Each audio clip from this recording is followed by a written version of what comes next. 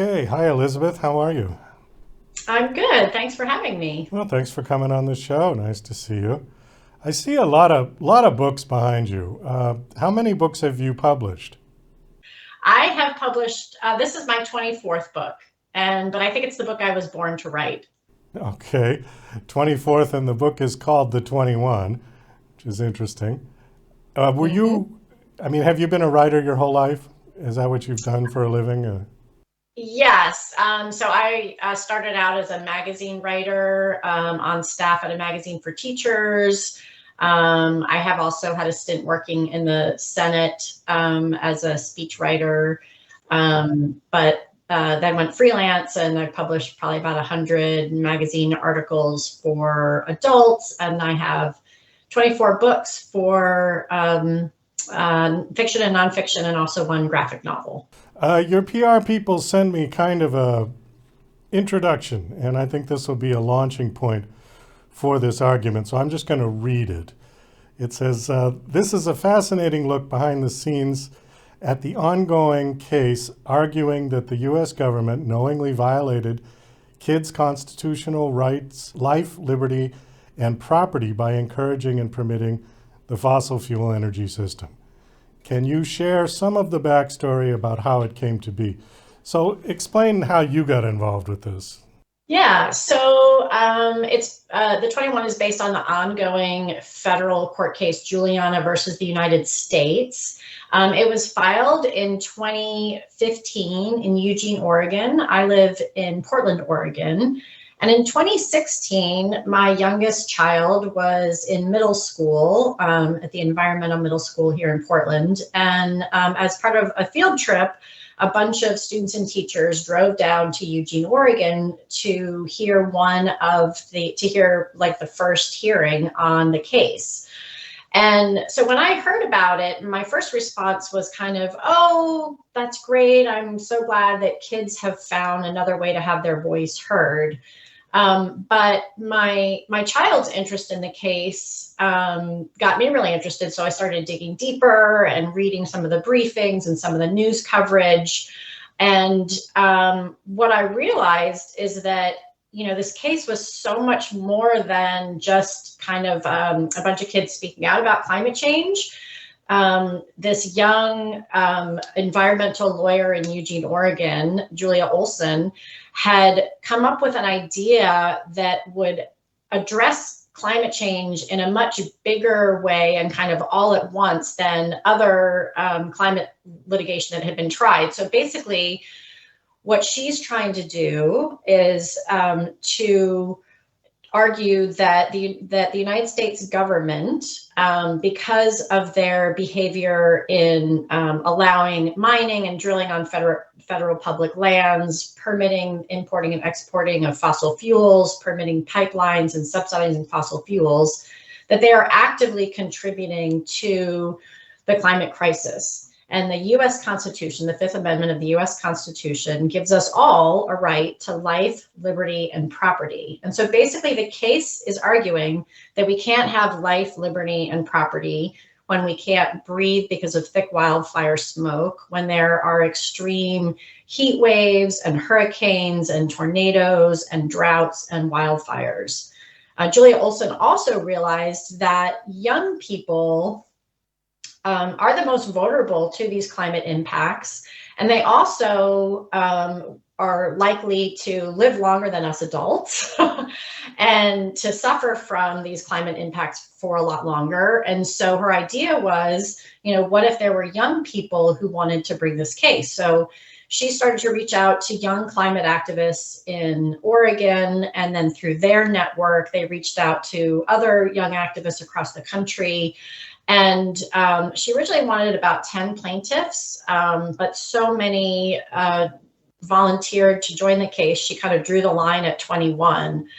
And they are from all over the country and have had all kinds of climate experiences. Like one is Levi. He was age 8 when the case was filed. His childhood home in Florida, he's seen maps that show that his childhood home in Florida is going to be underwater in his lifetime due to sea level rise. There's a young woman, Jaden, and her siblings. She was about 13 when the case was filed. She and her siblings were stranded and sickened by rising waters from a freak flood in Louisiana. And then there's Jamie Butler and her mom, who were driven off their native lands in Arizona due to severe drought. And so the case really demonstrates how climate really affects kids. And then the lawyers also search for evidence that the government knew that these impacts would happen. They found witnesses who would testify to the climate science, to the impacts on children, to the fact that we don't have to have this fossil fuel energy system, that there are pathways to get off of fossil fuels. The case has been ongoing for 8 years. It's been a massive roller coaster ride, where the kids have had rulings in their favor. They've gone up on appeal to the Ninth Circuit Court of Appeals and up to the U.S. Supreme Court twice. And to the complete surprise of legal experts everywhere, the youth are winning and are currently headed toward trial. Okay, you said this started in 2015. Do children have the rights, the legal rights to sue? They absolutely do. Yes, they have right to be a plaintiff in a case. Do they have to be represented by an adult?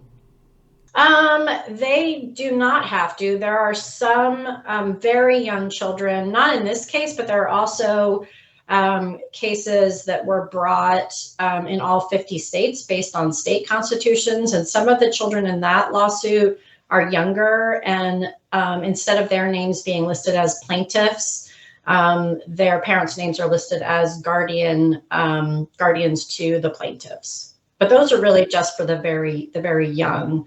Levi was the youngest, 8 years ago. He was 8. The others were, preteens and teens, all the way up to age, I think Kelsey Juliana was 21 when the case was actually filed. How realistic is it, do you think, for the world to get off of fossil fuel? Because that's a daunting task, and it's certainly not going to happen overnight.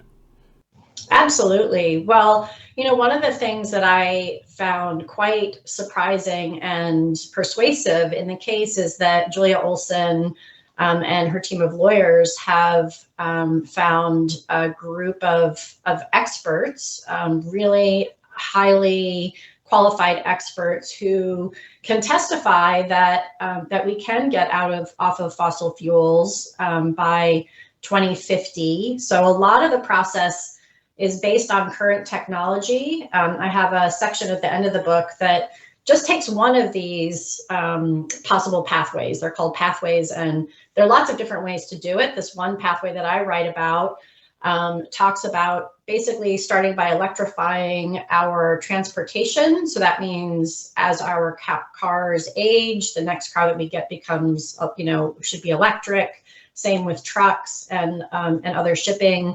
We should also be electrifying our household appliances, and then closing down coal plants. I think this plan requires keeping nuclear plants open for some period of time, but transitioning to solar, wind, and hydropower over time. So the quite remarkable thing about this is that I think it's easy for us to assume that because we have a fossil fuel energy system, that it's the only system available.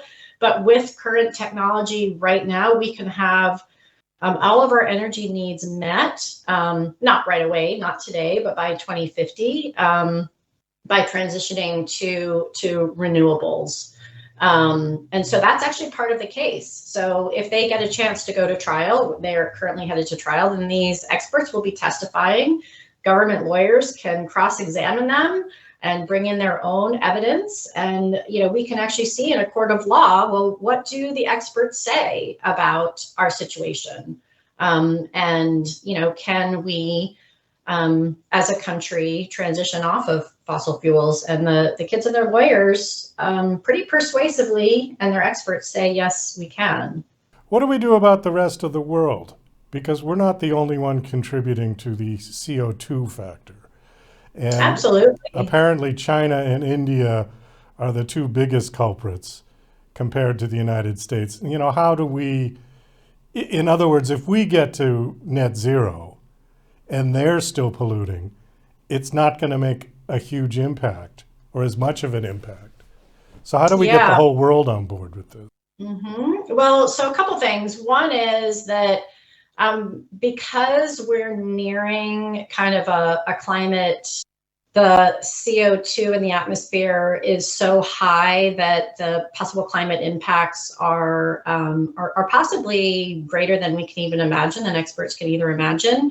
Any any bit of reducing carbon in the atmosphere helps and gives us more time. So that's the first thing. The second thing is that the United States is a huge contributor to climate change. You're right that, you know, China is number one, but historically, if you look at the total amount of carbon in the atmosphere right now, 25% of it comes from the United States. So not the new carbon that's being put out now, but historically we've contributed 25% of carbon in the atmosphere currently.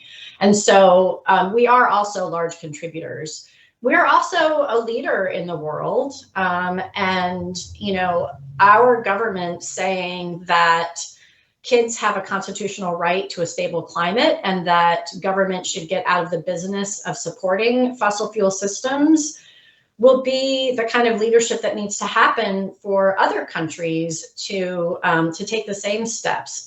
There are also court cases. So this is a federal case. There are also court cases in all 50 states in the United States, and there are dozens of similar cases being tried in countries across the world, including, I just looked at in the news today, in between interviews, I saw that there is a hearing for 6 Portuguese youth are going to have a hearing in front of the European Court of Human Rights today against 32 European countries. And basically they're saying that that a stable climate is a human right and that these countries need to do more. So this is really part of a much broader climate legal approach that's really possibly dramatically shifting the conversation and the action that can happen around climate change.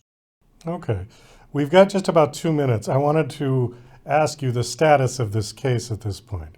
So as I said, it's been 8 years and counting. The last thing that happened is that there was a hearing about 2 years ago in Eugene, Oregon. The youth wanted to amend their original complaint so that it would only focus on declaratory relief. So what that means is they only want the court to say that they have a constitutional right to a stable climate and that the federal government should, that their behavior in supporting the fossil fuel system through permitting and subsidies, that those are unconstitutional. So they're not asking for a whole plan. Like I mentioned that plan, that's one of the things that's going to be testified about. They're not asking the court to create a plan and, you know, rule over energy policy in the United States. They're just asking the court to say, that they have a right to a stable climate and that those past behaviors are unconstitutional. So just this past June, the judge ruled in the kids' favor.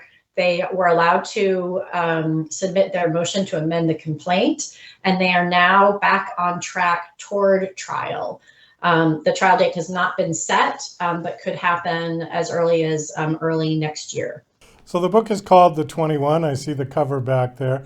Is this just a chronicle of the case and the whole backstory and what's going on currently?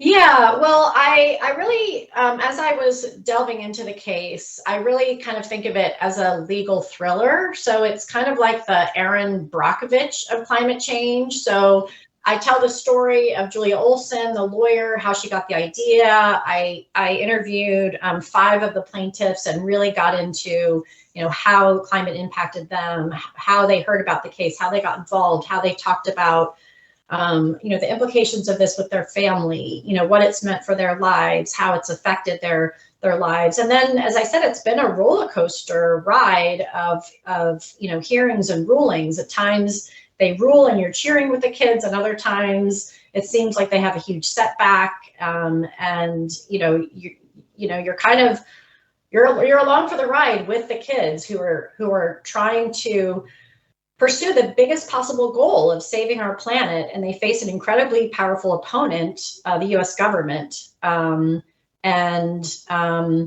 they're using science, the Constitution, and this brilliant lawyer to make their case, and they're currently winning. And I hope that people will read the book, understand the case, understand how revolutionary it is, and be prepared for when it goes to trial, which I think they're going to trial, and I think they're going to win. Well, Elizabeth, we got to wind this down. Thank you so much for coming on this show. My guest is Elizabeth Rusch. The book is called The 21. Do you have a website that you want to give out? Yes, my website is Elizabeth Rusch. It's rusch.com. I would also direct readers and listeners to Our Children's Trust, which is the nonprofit that is supporting the young people in their legal battles, and that is ourchildrenstrust.org. Okay, great. Well, thank you for coming on the show and sharing the story, and best of luck. All right, thank you so much.